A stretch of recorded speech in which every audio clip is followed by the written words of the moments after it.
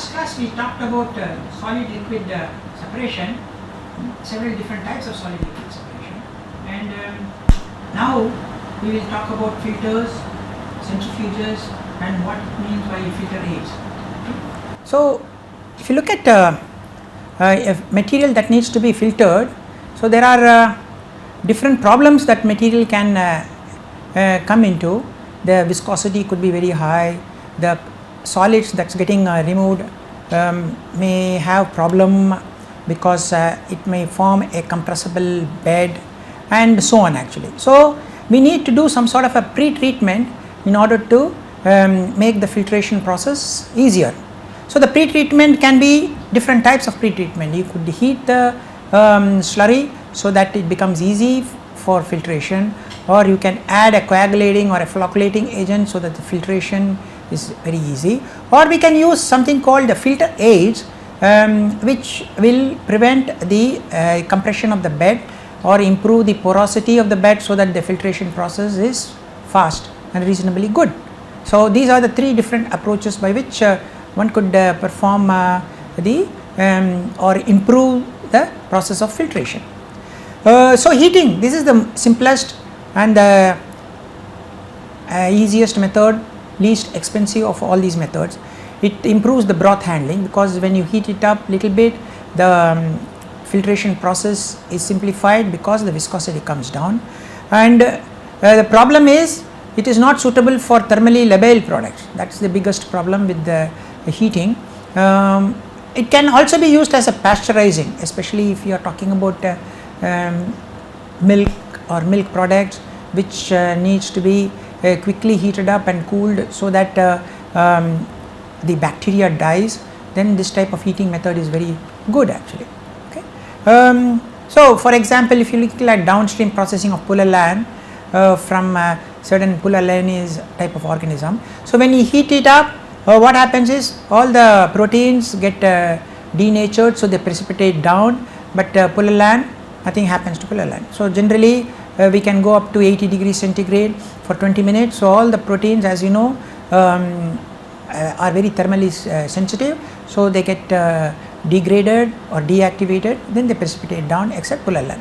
So if you know the stability of a protein at a certain temperature, then we can heat up slightly below that value so that the proteins which are more thermally sensitive may precipitate down. Next one is coagulation or flocculation. So I did mention about coagulation, flocculation in the previous class, where we are trying to disrupt the electrostatic forces that are present on the surface of fine particles. Because of that, the particles are not coming together and forming larger flocks. So we can add some coagulating agent or flocculating agent. So as soon as you add this, the particles become slightly larger and then it becomes easy for you to filter. Otherwise the particles are so fine, it may be very difficult for you to filter, or you may require a nano filter type of setup. So in order to avoid that, we can add a coagulating agent or a flocculating agent, make the particles to come together so the particles become larger, and then we can resort to an ordinary filtration techniques. Filter aids. What are these filter aids? Filter aids help in increasing the porosity of the bed. It prevents the bed from compression. As you know, if the bed gets compressed, as the pressure increases, then the flow of liquid through the bed becomes impossible, and so at some point of filtration the entire process stops. So we can add filter aid which will increase the porosity as well as it prevents the compression of the bed. So there are natural materials which are added, there are synthetic materials which are added as filter aids. So they are basically inert incompressible particles. It could be wood pulp, starch powder, cellulose, inactive carbon, diatomaceous earth, rice husk, and so on actually. Say, right, you can have almost 5% of that can be added into that actually. But then it has got disadvantages, many disadvantages, because the clarity of the filtrate is less with large size particles. Certain antibiotics may bind to the filter aids. Okay, so when it binds to the filter aid, you are losing the product. you need to do some optimization. That means we need to perform few experiments at different concentrations of filter aid and then see which is the best concentration. Then you are going to have a contamination of this filter aid in the solid. So if solids is a desired product, then obviously this type of approach is not advised. If the liquid is a desired product, then it is okay. So you can add filter aid in two different approaches. One is, first we can add filter aid so that there is a pre-coat that is formed. That is one approach. Other approach is we can add filter aid and the slurry together so that the cake contains the filter aid is deposited on the surface. So if you are adding that, so we can add the feed slurry with the filter aid and the cake will contain both the solids as well as the filter aid. The other approach is you first add the filter aid suspension, so it forms a pre-coat here, and then after that you add your feed slurry. So the filter aid prevents the blockage of the holes in the filter medium so that the liquid flows nicely. So both the approaches are carried out in industrial scale actually. pH adjustment, that is another approach by which we can improve the filtration. Sometimes we can adjust the pH so that selectively you are denaturing some proteins, and once the protein gets denatured they may just precipitate down actually. So for each protein you may have certain pH at which it gets denatured. So we can add tris, buffer or acetic acid in the pH range of 4.5 to 8.5. For example, lactic acid up to pH of 3.5 and so on actually. So we change the pH or we adjust the pH so that unwanted proteins get denatured and precipitate. So you give some time, so maybe half an hour or even 45 minutes so that the neutralized protein aggregates settle down, and then you can take out your liquid or you can resort to normal filtration. So these are the different approaches by which one could improve the filtration process actually. Okay, now let us look at some principles on which the filtration is based on. The most important principle I did mention in the previous class, that is called the Darcy's law. Okay, Darcy's law tells you the velocity of the liquid through the bed as a function of directly proportional to the pressure drop across the bed. So higher is the pressure drop, higher will be the velocity, inversely proportional to viscosity. If the viscosity of the liquid is high, obviously the velocity is going to be less, and inversely proportional to the bed thickness. If the bed thickness is less, if the bed thickness is more, the velocity is going to be less, and it is valid only when the Reynolds number is less than 5. So you need to always check that out actually. Okay. Now we can use Darcy's law for doing many things. Suppose I am doing a batch filtration and I have a V volume of slurry which needs to be filtered in time t. So dV by dt divided by A will give you the velocity. Okay, so the velocity is equal to 1 by area of filtration, dV by dt, that is the rate of filtration. So now you can equate this with the previous equation of Darcy's law and then do some adjustments and then we can get some very useful relationship. Now there are situations, various situations are there. The filter cloth or filter medium can offer some resistance, or the filter cloth or filter medium need not offer a resistance. So we can have both types of situation. So if the another situation is the solids that is getting removed may form a compressible cake, or the solids that are forms an incompressible cake. Okay. So for example, if you take chalk or clay, it may get compressed as you increase the pressure and it may form a compressible cake, so the liquid will not flow. So basically the flow through will be directly proportional to this factor. Incompressible cake, that will not be a problem. So if we have that sort of situation, then we get a very useful relationship. I am not going into the mathematics of it, how to derive that, but you get up with the equation for an incompressible cake. If I have V volume of slurry to be filtered, and if I am applying a pressure of delta P on a filter cloth of area A, okay, this sigma is the specific cake resistance and rho naught is the mass of cake of solids per volume of filtrate. It is almost like a density, right, mass by volume. It gives you time, how long it will take for me to filter a slurry of volume V using a filter of area A when I apply a pressure of delta P, and the viscosity of the liquid is mu and the slurry mass by volume is rho naught, okay. Sigma is the cake resistance actually. So this is a very useful relationship for batch filtration, and we can calculate how long it will take, the time here on the left hand side. This is for incompressible cake, you have to remember. So for compressible cake you will have one more term that may be coming, which will bring in the effect of pressure here. And similarly, if the medium or the filter cloth offers some resistance, then you will have one more term which will include that as well. Okay, so you need to remember that. So when you have the compressible cake, this factor, okay, the resistance will be modified to include delta P raised to the power S, where S is the cake compressibility. It will vary between 0 to 1, okay. So 0 means it is not compressible, incompressible. So larger the number, there is more compressibility. So if you bring in that, then your time equation, that is time required for filtering, will become like this. So you end up with delta P 1 minus S in the denominator here, you understand, delta P 1 minus S, okay. So if S is equal to 0, then we are talking about incompressible cake, this term will go away. So we have this very useful relationship, and we can do a lot of mathematical calculations, which we will see 1 or 2 examples here. Now if the filter cloth or filter medium offers some resistance, then a term gets introduced that is called Rm. Rm is the term which gives you the resistance offered by the filter cloth, okay. So if that is not, if filter cloth does not offer, then this will go away, and we will have the direct old relationship which we saw in the previous. Okay, so how do you find out the whether the filter cloth offers any resistance or not?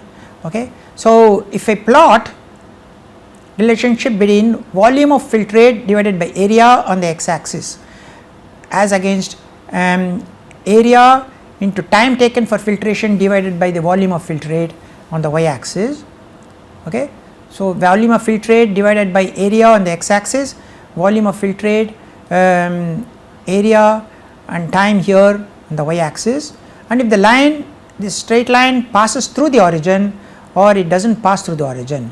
If it does not pass through the origin, we can say the filter cloth offers some resistance, and this term will correspond to that resistance offered by the filter cloth.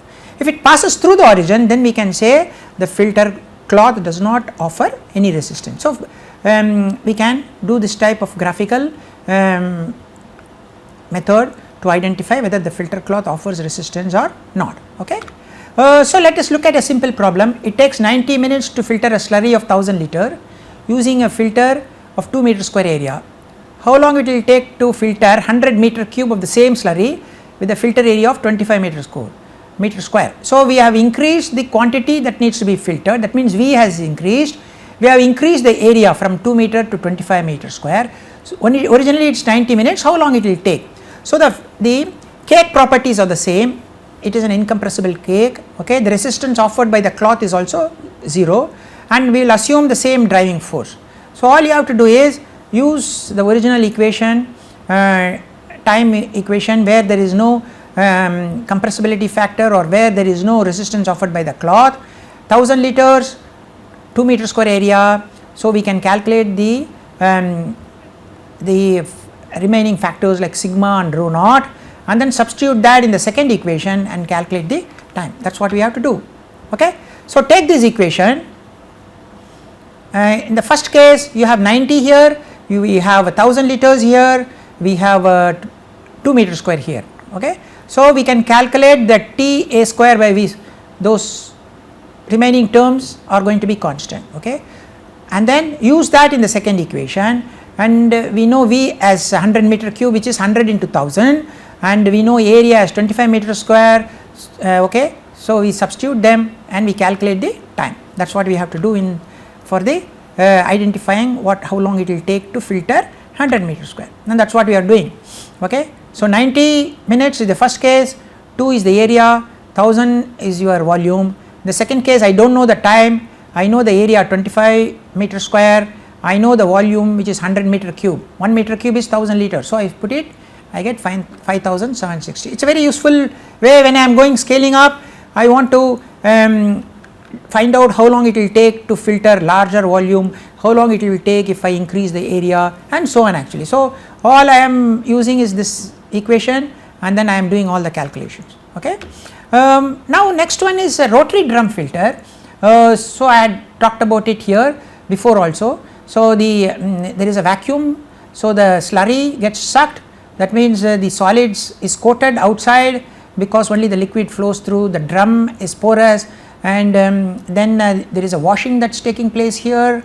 If there is any impurity which can dissolve in the solvent, it gets dissolved and gets sucked in, and then you are drying the material and then it is removing. This is a very continuous process here.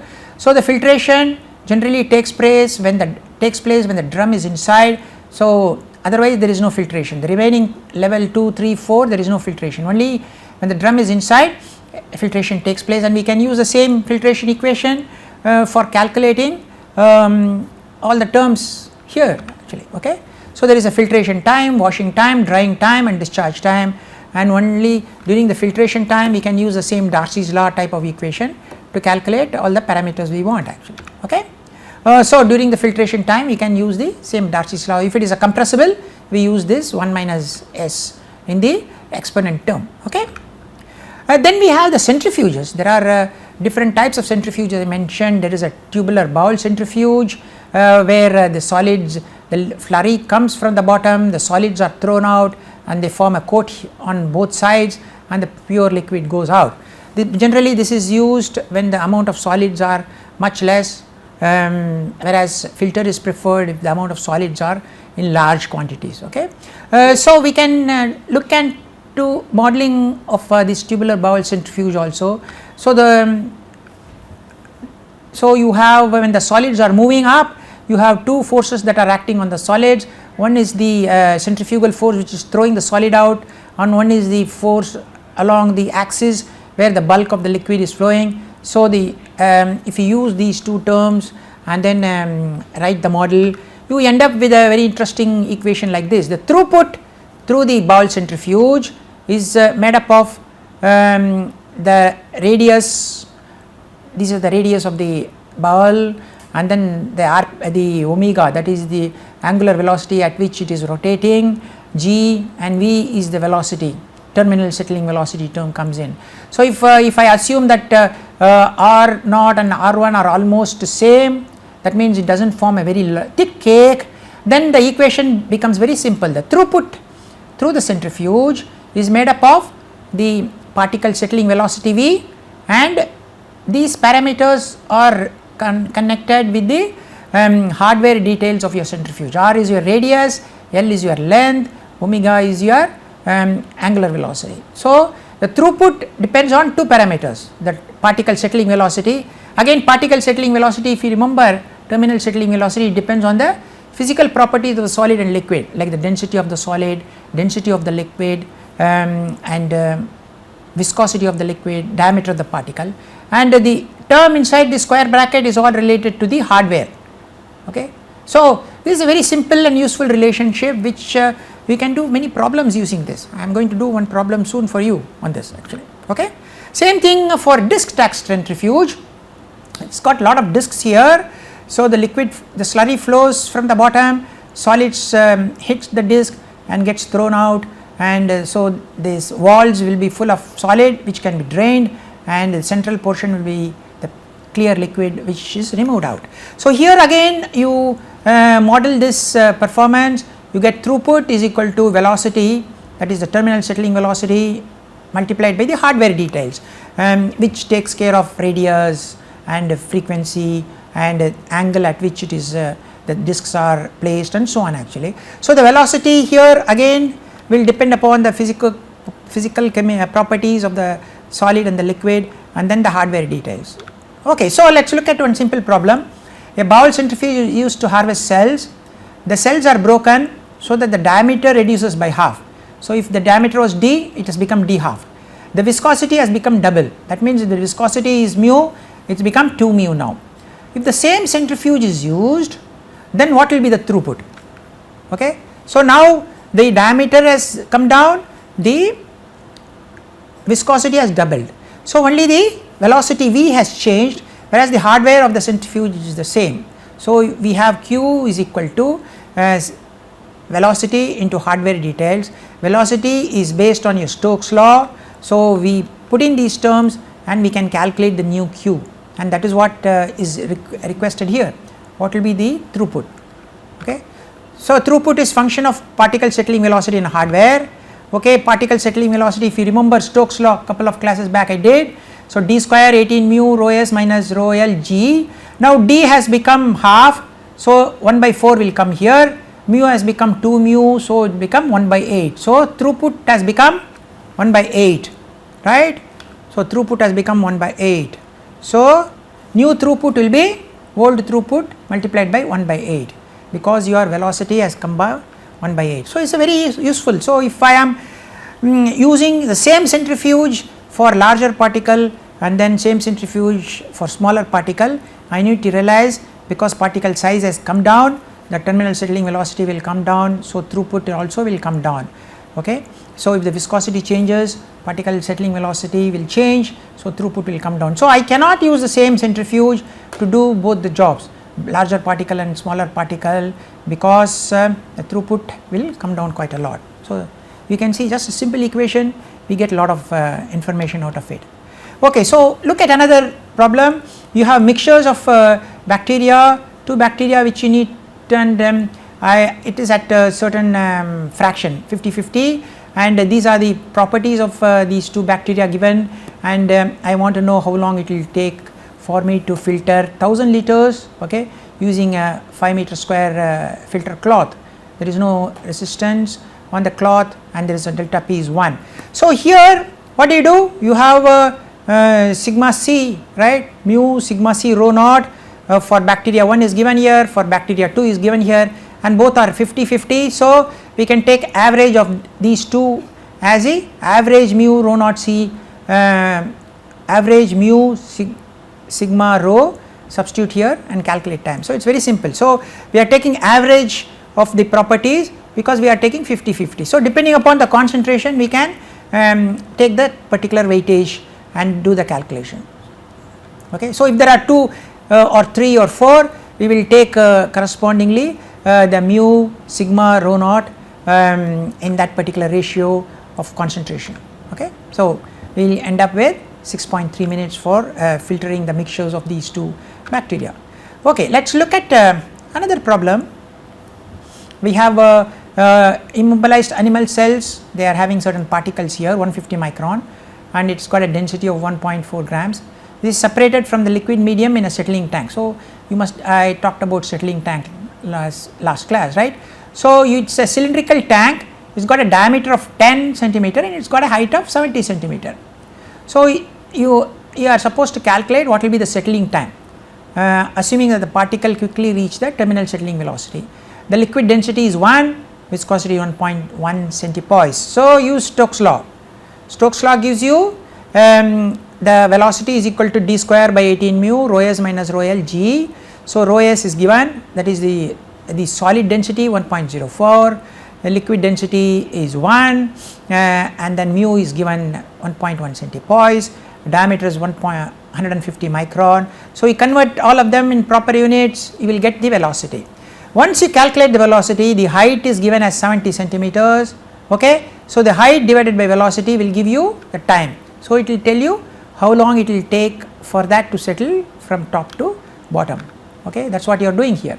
So, you calculate the velocity using, and then tank height by velocity, you get the time. So, it will take 26 minutes. Actually, it will take much longer.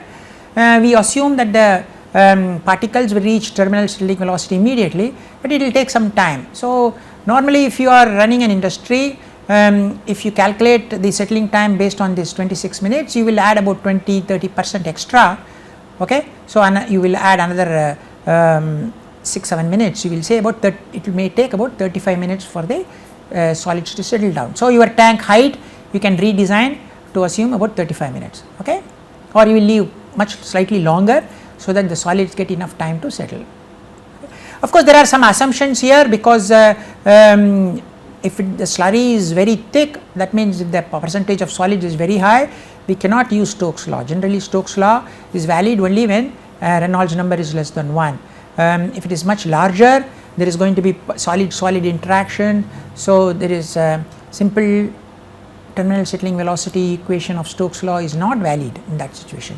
So what you do is you can recheck to see whether your Reynolds number is really coming down to less than 1. You all know Reynolds number is diameter of the particle, velocity at which it is flowing, density of the liquid divided by viscosity of the liquid, okay, and check whether Reynolds number is okay. If it is not okay, then obviously the Stokes law is not really valid, but even in an industrial scale you can add some extra safety margin as it is called, and then we can give more time for it to settle. Now what is a throughput? Throughput is nothing but the tank volume divided by batch cycle time, okay. The batch cycle time is actually 26 minutes, right, and what is the volume? Volume is nothing but it is a cylindrical vessel, so pi d square by 4 into height divided by time. Diameter is 10, so you are making it 10 square, and the height of the tank is 70 centimeters, so you are multiplying 26 minutes is what you calculated, so it is coming down to 211. But if you are assuming instead of 26 minutes settling time 35 minutes settling time, you will divide by 35, not 26, so your throughput will come down. So you have to keep that in mind. So if you give some safety margin, you need to correspondingly reduce the throughput. So this is the ideal, or this is the best you may think of achieving, but if you are going to increase this particular time because of safety margin, then your throughput will also come down.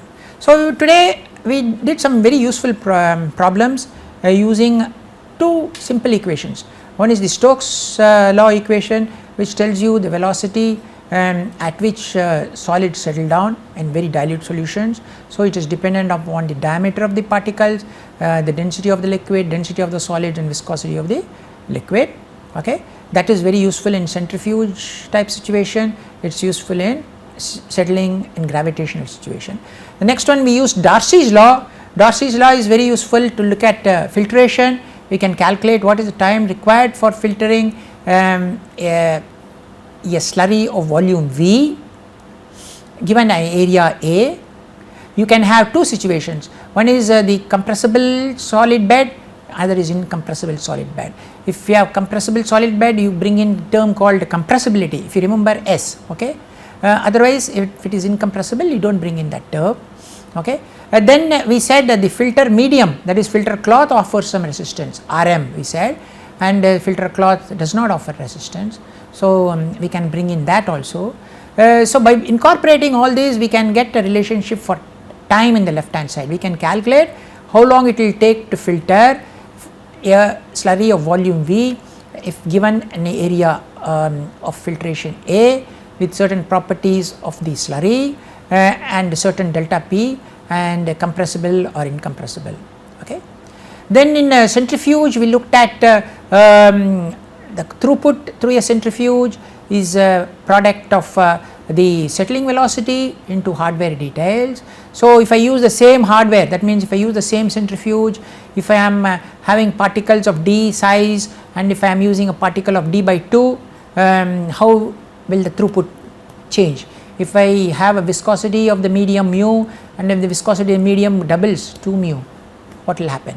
So the settling velocity changes, that Stokes law will change, but the hardware will not change, so that will affect the overall throughput, okay. So simple equations, but lot of useful knowledge we got from these simple equations, okay. Thank you very much.